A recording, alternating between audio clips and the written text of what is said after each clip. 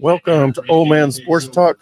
I'm your host, Old Man Nate, and we are again here at Twin Peaks, 6500 Southwest 3rd in Oklahoma City for the Oklahoma West Virginia pregame show. Only the second night game for the Oklahoma Sooners this season. The first one was, remember, back at week 2, SMU in Oklahoma, and that one really was the game that on ESPN Plus. OU has a game. Well, before ESPN Plus was bought into the Big 12, they have one game that you did a pay-per-view on. But once they have made a cut of ESPN, they decided to show that on ESPN Plus. So that one game, and by the way, that game is almost always, if not always, a night game. With a 5 p.m. kickoff, and this one's a 6 p.m. kickoff. We have not had any, and probably will not have any ABC games. This one, I believe, is on Fox, right here for the Oklahoma West Virginia. So, again, if you're tuning into the show and you're not at Twin Peaks right now, you're in the wrong place. You need to find your butt on down here to Twin Peaks, 6500 Southwest 3rd Street in Oklahoma City, right off I-40 between Rockwell and MacArthur. As we're going to do a pregame show right now. Kickoff's here in about a half hour. And then, the OU game will be on, and then we'll come back on at halftime and then do a post-game show right here as well.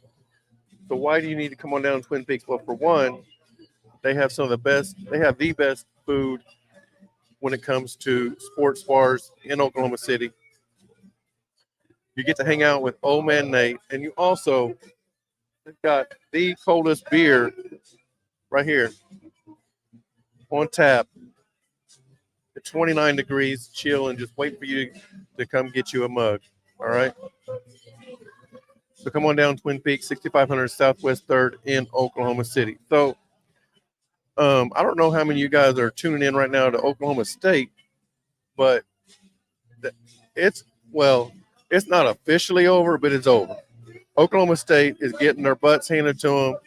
I did think that was going to happen. I didn't think they were going to get their butts handed to them, but I did think they was going to lose today because they were on such a high after the OU game, on a game they really didn't even deserve to win. The officials gave them the win. So, and here's another thing. Even with this loss right now, it's not bad it's not terrible. Wait, looks like for some reason hey, let me know if you're logging in. Let me know. It looks like our internet not as strong as it normally is. So let me know if it's going bad. Okay, it looks good now.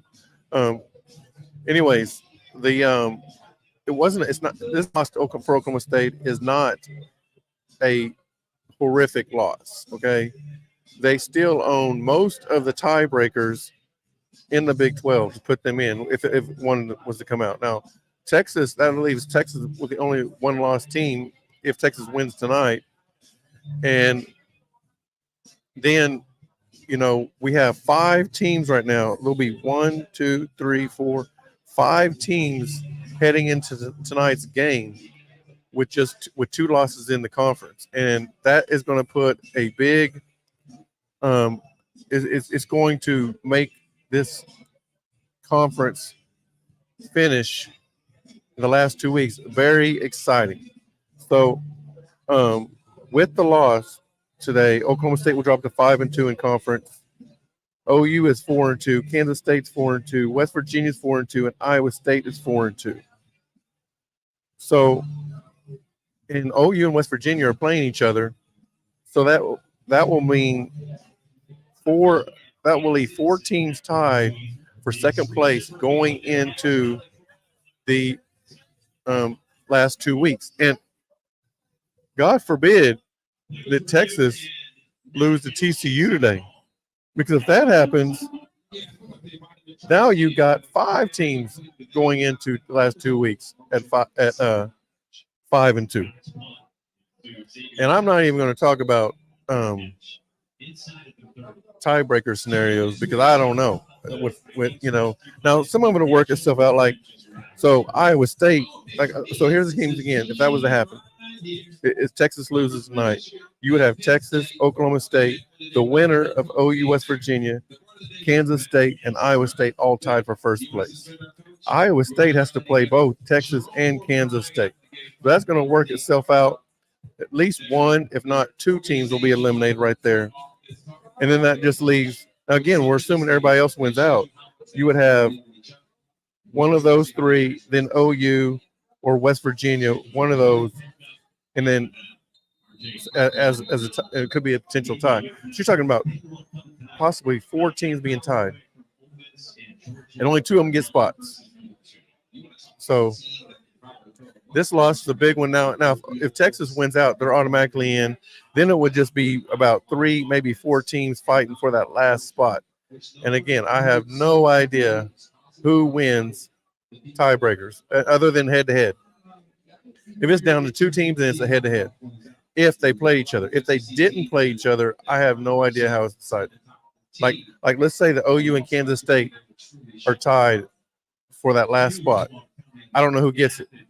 It could be whoever's the highest ranked, which right now would be Oklahoma. But I don't know. I really don't know. And who knows if Oklahoma would maintain that ranking because if they barely win and Kansas State wins by like Kansas State blew out Baylor today like 52-17. So if they keep winning like that and OU's winning but winning by like 2 or 3 points, then there's a good chance that Kansas State could jump OU these last 3 weeks. So, but again, there's just so much stuff got to go on. OU has to win first of all against West Virginia today. Then they have to win at BYU next week, and then come home on Black Friday and beat TCU. So, a lot of scenarios that can happen. This exciting game. So this game tonight is very important for the Sooners. They do have a chance now still to play in the Big 12 championship and win that Big 12 championship. It's still a goal. They can maintain it. With that loss today, Oklahoma State, it opens the door wide open. But they need Texas to lose, and they need Oklahoma State probably or Oklahoma State to lose one more. Okay, so but it's possible. So let's talk about the Oklahoma West Virginia game today. Well, before we get into that, if you haven't already, please take the time to go to oldmancoffee.shop and support Old Man Nate by getting some coffee. We've got 47 different flavors of coffee. Get you a bag of coffee. You can also pick up a tumbler. We've got a few different types of tumblers you can get, a couple different types, 4 different colors. Go ahead and yes, we do got to win tonight. We do got to win tonight.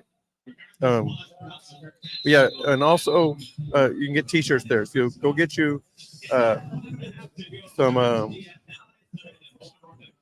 Old Man coffee, a tumbler, and you can get your tumbler, drink it in, and you can also get you a T-shirt.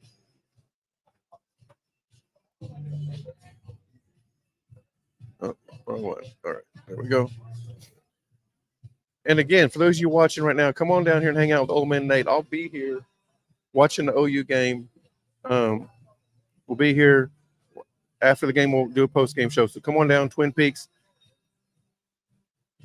We'll get it back up here at 6500 Southwest 3rd in Oklahoma City, and get you some great eats. They got. I'm telling you, I don't know what I'm gonna have tonight. Actually, I haven't decided yet. They got a burger. Man, they got a burger that I love. They got tacos I love. They got chicken fried steak I love. They've got pot roast. They've got they got some meatballs. I love their meatballs. Really good. Really good. Great food down here. Come on down here to Twin Peaks and get you some food. Hang out with Old Man Nate and watch the OU beat up on West Virginia today. All right. So let's take a look at some of the stats going into tonight's game. So passing offense, the Sooners are ranked number 10 in the country at 313 yards a game, and West Virginia is ranked 98th at 201 yards per game. OU is second in the conference at 290 yards per game, and West Virginia is 11th in the conference at 213 yards per game. So, in the Big 12, the Sooners have not been averaging as many yards they did against Tulsa, SMU, and Arkansas State. A lot of that is on play calling. I really feel like the Sooners' play calling has been very suspect, really since Texas, UCF, Kansas, and last week Oklahoma State. Oklahoma State was okay, except for the last call. That was a terrible call. Shouldn't no receiver ran a 2-yard route. Shouldn't even kind of played it for that. Don't throw the blame on the receiver either for not running far enough. That's the play you called. It's designed to run that route. You call a play, it's designed to run 5 yards. All right. Passing yards allowed, the Sooners are 104th in the country, allowing 248 yards per game. West Virginia is 62nd, allowing just 228 yards per game. In conference, though, the Sooners have been 11th at 268 yards a game. So, more in the conference than they did outside the conference. And then West Virginia is 6th in the conference, allowing only 234 yards a game. So more, but not as much. And then rushing offense, the Sooners are 38th in the country. That's right. People complaining about our rushing offense, but we're 38th in the country in rushing offense at 177 yards per game. While West Virginia is 6th in the country at 218 yards per game. And then the Sooners are 8th in the Big 12 at 178 yards per game. While West Virginia, believe it or not, is number 1 in the conference at a 227 yards per game. So we thought we had a tough task last week, which we did a great job. Ollie Gordon, and he thought we did a great job. UCF did an even better job. I know at one time, I don't even know how many yards he had, but Oklahoma State only had 6 yards rushing. So, and that was in the third quarter, by the way. Rushing defense, the Sooners are 48th in the country, allowing 134 yards per game. West Virginia is 57th in the country, allowing 139 yards per game. And these teams are OU 6th in the country, or the conference at 161. West Virginia is 7th, allowing 162 yards. So I believe today it's going to be tough for either team to run the ball. And then Sooners should be able to pass the ball, though, on West Virginia. And they've got to throw the ball down the field. It's beautiful weather. I say, yeah, it's a little chilly, but for football, it's a great day. It is not snowing. It is not wet. It is not 30 degrees. It's probably going to be around 40 or 50 degrees. I don't know the exact temperature, but, on the field, it'll be a little warmer than that. It's not going to be hot. It's not going to be cold. So for the football team. So ball should be in the air tonight. All right. I think the Sooners will try to establish a run like we always do, but throw the ball down the field. And I mean, they threw the ball down the field a lot last week. We got cheated out some pass interference calls. We got pass interference called on us that wasn't pass interference. So throw the ball down the field. Go out there and win the freaking ball game. And receiver, Nick Anderson, if the ball hits you in the hands, catch the ball. All right. We did make our own mistakes last year. Last weekend. I'm not saying we played perfect, because we definitely made some mistakes that cost us the game. All right. But throw the ball down the field. Red zone offense. We're 52nd in the country at 87%. They're 61 in the country at 85%. Red zone defense, we're 27th in the country, allowing just 77% scoring. And they're 55th in the country, allowing 82%. So last week it was a lot closer, and I thought really overall, I wish we won by a field goal. Now, it was about even, actually, because our field goal we missed was not in the red zone, so it's about even. Scoring offense, we're ranked 8th in the country at 40 points a game. We're 6th in the conference at 32 points a game. They're 39th in the country at 31 points a game. We're 5th, they're 5th in the conference at 33 points a game. Pretty even. Scoring defense, we're 27th in the country, allowing 20 points a game. fourth in the conference, allowing 25 points a game. They're 55th in the country, allowing 24 points a game, and seventh in the conference, allowing 26 points a game. So it looks like a game probably going to be in the 20s. Now, here's the thing: we're gonna get to some of this. Look at these stats mean something, but it also depends on who you're playing, right? If I'm playing cupcakes every week and these are my rankings, that's not very good. All right. If I'm playing top teams every week and my rankings are this good like this, then that's pretty good. All right. And I'm not saying the Sooners are playing top teams every week, because they're not. But they have played better competition. I'll put it that way. All right. So the Sooners have played 6 top 50 offenses that are currently in the top 50. Okay. They played 3 defenses that are currently in the top 50. Okay. Offensive wise, they played SMU, who's ranked 15th. They played Cincinnati, who's ranked 22. They played Texas, who's ranked 18th. They played UCF, who's ranked number 9. They played Kansas, who's ranked 38th. And they played OSU, who's ranked 35th. Okay. Defenses, they played in the top 50. They played SMU, who's ranked number 8. They played Iowa State, who's ranked number 30th. And they played Texas, who's ranked number 33. Okay. Now let's take a look at who Pittsburgh has played. Pittsburgh. I'm sorry, I looked at Pittsburgh because that's who West Virginia played. Let's take a look at who West Virginia has played. They have played 4 top 50 offenses, but only 1 top 50 defense. Okay, their 4 top 50 offenses they played are Texas Tech, who's ranked 49th. They played TCU, who's ranked 16th. They played OSU, as I mentioned earlier, is ranked 35th, and they played UCF, as I mentioned earlier, is ranked number 9. The one and only defense that they have played that is ranked in the top 50 is Penn State. And Penn State's defense actually ranked number 2 in the country right now in total defense. So they have played defenses they haven't played, but one good defense. They haven't played Texas like the Sooners have. They haven't played Iowa State like the Sooners have. And so the defense they're playing are been very suspect, and their offense has not even really been impressive. It's been okay. Like I mentioned earlier, their passing offense is ranked 98th in the country, and they haven't even played a top 50 defense. They played 1 top 50 defense all year. They're ranked 11th in passing in the conference. Out of 14 teams, they're ranked 11th. Okay, and they haven't even played our top defenses in the conference. Okay, the rushing offense, they're ranked number 6 in the country. Again, they haven't played the top defense. And they're ranked number 1 in the conference rushing the ball. Again, they haven't played a top defense in the conference. So a lot of people, like OU's favored by 11.5, or at least they were earlier. I don't know what their current line is, but they were favored by 11.5. A lot of people are picking this to be a closer game and a high-scoring game. I am going the opposite on this. I think the Sooners are going to be able to control West Virginia. They have not given up big plays a lot this season. They've been very consistent about that. They haven't given up big passes for touchdowns or anything at all this season. They haven't.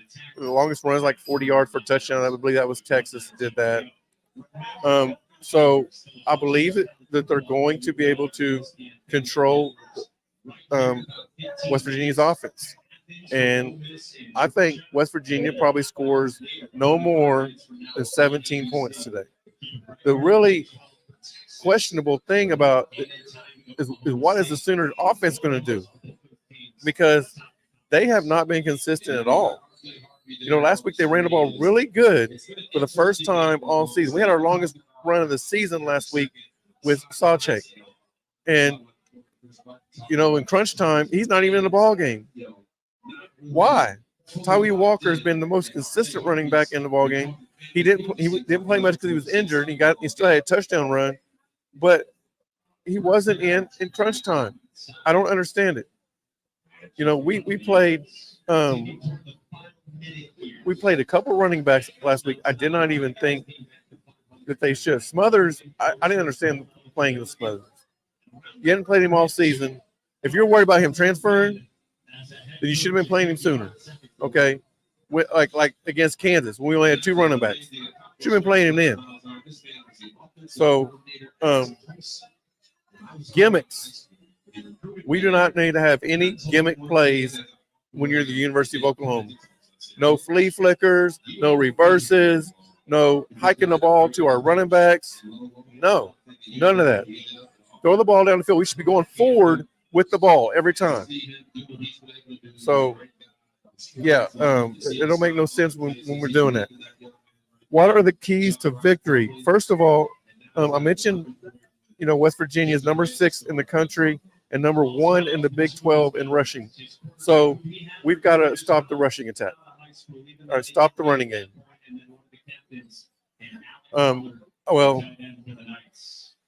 Control the running game, okay? It is almost impossible to stop a good running attack, but you can control it like we did last week. I thought we did a great job of controlling Ollie Gordon on the ground.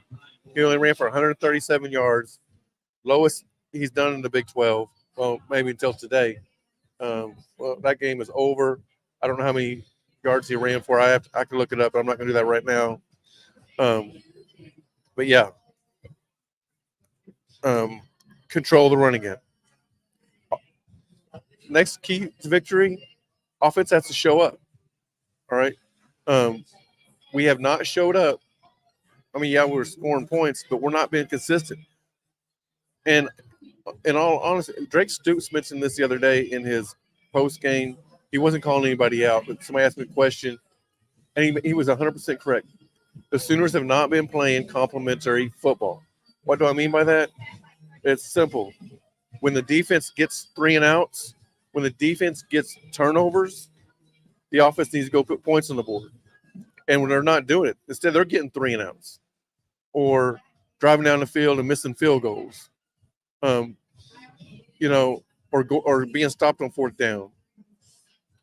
The offense has got to be more consistent. They have got to they got to score points. Here's the way. If I'm offensive coordinator, I'm trying to score every time. I'm not just trying to run plays and give rest to our defense. I'm trying to score every time. Because here's the fact. Here's the pure fact. If you score every time you touch the ball, you're going to win the ball game. Plain and simple. Okay? That's what we did with Lincoln Riley. We tried to score every time we had the ball. And we won a lot of games that way. And our defense was terrible a lot of times. And I believe it's 2016 when we played for the national championship or made the playoffs, lost to Georgia in the semifinals. If we had a defense like we do this year, we win that national championship easily because our offense was so good. We had so many weapons on that team. Think about it. Baker Mayfield was the quarterback. We also had Joe Mixon, Samaje Perine, both playing running back in the backfield. All 3 of those are starters in the NFL right now. We have, Samaje may not be a starter, but he's getting playing time. All right. We had Marquise Brown. We had CeeDee Lamb. We had Mark Andrews. All of them are starters in the NFL right now. Okay. And on our bench, we had Kyler Murray, who come in and do some plays every now and then. He's going to get his first start since his ACL tear this week. And I'm probably forgetting a player or two, but that offense was so potent. I haven't even mentioned offensive line. I'm just talking about your key, your not your key, because the offensive line is key too. But your wide receivers, tight ends, running backs, quarterbacks. That's what I'm talking about. Our offense was so potent in that game. If our defense was just a sprinkle of what it is right now, we beat Georgia, and we walk away with a win over Alabama. So if I have an offense and we got weapons, all right. Now, do we have a running back like we did back then? No, we don't. Dylan Gabriel, though, is not much, not far off from Baker Mayfield. He's not. Okay. Baker Mayfield, what made him so good was his personality that got people fired up, and it was the play calling too.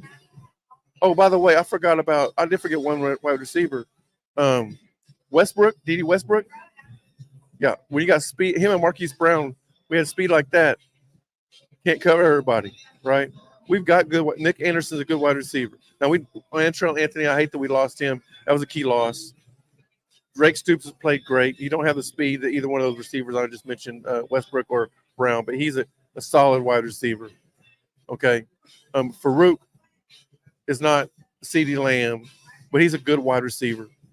So we've got people that can play the game. We don't have a Mark Andrews, that's for sure. We don't have those that play on offense, but we got players that can make the plays. They just got to make them. And our defense is way better than it wasn't back then. Way better. We've got way more talent. There's a couple of players on that defense that are playing NFL. One of them being Kenneth Murray. He was a true freshman in that game, and now here he is starting San Diego. Never played linebacker until that season. He was a high school safety, and now he's starting linebacker in the NFL. So it's got a couple minutes before we for the OU game comes on. But the keys of victory, like I already mentioned, offense has got to show up. And the third one is Levy has got to not do any gimmick plays. Call plays that's going to get you yardage down the field. All right. And when I say down the field, it don't have to be, 10, 15, or 30 yards. But if you're running the ball, we want to run the ball at least for 5 yards. If you're passing the ball, we want to pass the ball for at least 7, 8 yards, at least. Now, obviously, if it's a third, or even if we go for it on fourth down, we want to call plays that's going to get you a first down. Stop calling plays that you're forcing the players to make somebody miss to get a first down when it's third or fourth down. Because here's the thing. If they don't make that player miss, then you're punting the ball or you turn the ball over and down. One thing I want to bring up, I don't know if anybody's even talked about this. So here's the thing on that fourth down call. Well, first of all, after watching the game, OU was hosed so bad, it looked like the officials were actually wearing orange and black jerseys last week instead of black and white. But here's one thing on our last drive, 3rd and 10. He throws a slant to Farouk, who catches the ball, and contact's made, and the whistle's blown. He wasn't tackled. The whistle's blown as soon as the contact was made. And it forced a 4th and 5 instead of a 4th and 2 or 3. In fact, he never went to the ground, right? I'm not saying he wouldn't have got tackled, because he would have got tackled, but it wouldn't have been a 4th and 5. It would have been a 4th and 2 or 3. And then the Sooners would have probably got the first down off the play that the Stoops caught, right? So that's one way the Sooners got hosed as well. But bringing up the 4th down, that when we went for it, 4th and 5 should have been 4th and 2 or 3. Oklahoma State, it came out after the game that they knew exactly what play we was running. And when Stoops went in motion, they even called it. We went in Stoops to Oklahoma State sideline. People on the sidelines were even telling the play what it was. We should have known right then we weren't getting the first down, or it should have been a check. And what I'm getting to is we're Jeff Levy is being too predictable on key situations. Okay, if you ran a play once or twice or three times this season on specific situations, and you put the guy, I mean, you're lined up in that same formation, you better have a gimmick play, or not a gimmick play, because I said no gimmick plays, but you better have a play off of that is ran different, and you better call that play, because otherwise the defense is going to be all over it. This is college football. This is not high school football. This is not peewee football, where you can run the same play over and over and get the same results. All right. When you run the same play or you run the same formation in the key situations, then it's going to be obvious what play you're running, and you're going to be stopped. So you better have an alternate off of it. Another thing I learned, though, is this week is there's really no checks for the quarterback to do. Everything is coming. And this was not just in Jeff Levy's system. It was also in Lincoln Riley's system. If there was any checks, then the sidelines did. And this is coming from a former coach at OU who been there a long time. He coached under both Jeff Levy and Lincoln Riley. And he said this, that in both their systems, the quarterback really doesn't get a chance to check down. And I don't like that, because if you see something, the quarterback should be given the right, especially with somebody with experience as much as Dillon Gabriel. He has played enough games at college football. He's played enough games in Jeff Levy type systems to be able to make checks and when he sees something. So I don't like that. I don't like that at all. Anyhow, we're just a couple minutes away. I don't see the game on yet anywhere. Hopefully they switched it over already, because OSU done got beat. Anyhow, so again, keys to victory: stop the running game. Offense has got to show up today.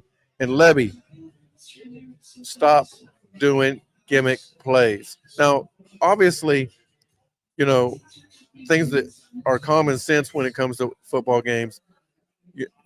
Cut down on penalties, create turnovers, win the turnover battle, and winning the rushing game. Those three things usually win ball games. One thing, though, the Sooners have not done very well this last couple weeks, or two things they haven't done very well the last couple weeks, is win the turnover battle, and they're leading the conference in penalties. Okay, so that. We win the turnover battle. We win last 2 weeks. We don't force. We have so many penalties. We probably win the last 2 weeks. So this is common sense stuff. Rushing battle, we've won. Again, we won last week because now only by like 3 or 4 yards. We still won the rushing battle though against Oklahoma State. So winning the rushing battle this week. Yeah, we got to. I mean, that's probably going to happen. But we got to make sure we win the turnover battle. We also got to make sure we cut down on penalties, and then do these three things. Like I said, stop the run game. Again, win the rushing battle. Offense has got to show up, catch the ball when thrown to you. Okay, make your block when hit the blocks, get the running game open, throw the ball down the field, and then last. Levy, play call today, man, like you want to win the game. Okay? You got the talent around you. Trust your talent. All right? All right, so again, if you are not here with Old Man Nate, you're missing out, because Old Man Nate going to stay here in Twin Peaks, eat some great food, drink some great beer, and enjoy the OU game with some OU fans around here. So come on down, 6500 Southwest 3rd in Oklahoma City. You can, again, great food. I don't know what I'm going to have yet. I'll figure that out here in just a minute, but I am hungry. So they got some great ribs. They got some great burgers. They got some great tacos. They got pizza. They got salads. You like it, they got it. All right, so come on down here, Twin Peaks, and enjoy the game with Old Man Nate. All right. I appreciate you guys tuning in to watch Old Man Sports Talk pregame show of OU West Virginia. We'll be back at halftime where we talk about what happened, what went wrong in the first half, and what the Sooners need to do to make sure they get that win at the end of the. And then at the end of the game, come on live, and we will have a post game show and talk about what the good, the bad, or the ugly happened during the OU West Virginia game. All right, appreciate you guys dialing in, and we'll see you at halftime right here on Ole Man Sports Talk.